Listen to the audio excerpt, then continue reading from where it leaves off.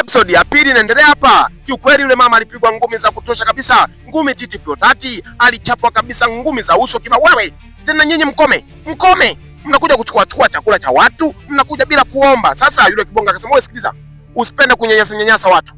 Licha mtu kachukua chakula, lakini unatakiwa sasa umwambie vizuri, sio unamfokea. Baby, mimi kwa kweli sijapenda mtu anakuja kuchukua tambi zangu zilikuwa nzuri, nimezikaanga na mayai. Jamani, sikilizeni, chukueni hizi pesa, zitawasaidia huko mbeleni, huko zitawasaidia. Kwa baby, unataka kuwapatia tena na pesa? Kwa nini? Hizi pesa zimekosa mwelekeo. Wewe sikiliza, mimi ndo ninayetoa hizi pesa. Kwani wewe ndo unayetoa hizi pesa? Nisikilize mimi. Shida ni chakula. Wewe si shida ni chakula. Waacha hao niwapatie pesa wakajikwangue na maisha yao, kwa sababu wanaonekana wana shida na huyu mama ni mgonjwa. Wewe umemwongezea ngumi, wakienda kutushtaki hapa itakuwaje? Inakuwaje jamani? Poleni jamani, ndugu zangu, poleni na wapa. Nitachukua ukatupatia pesa.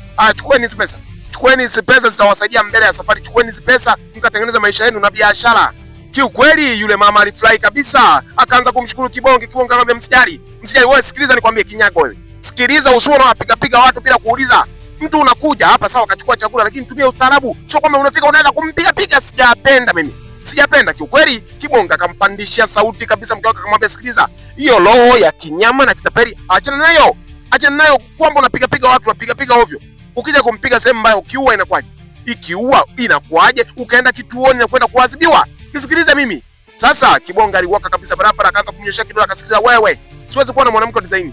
Akaanza kumwambia, wewe sikiliza mama, wewe unataka kunivunjia mpaka ndoa yangu kisa msosi. Sasa mtakoma siku nikikutana na nyinyi chinja. Sawa? Kiukweli yule dada alikuwa na mitisho kabisa na mikazo, akaanza kuwatishia kabisa, wakaanza kulia, jamani, mwanangu licha maskini, lakini sasa maisha yetu yatakuwa hivi, tuyabadilishe. Episode ya pili itakuwa imeishia hapo kabisa. Najua umetokuwa umejifunza kitu.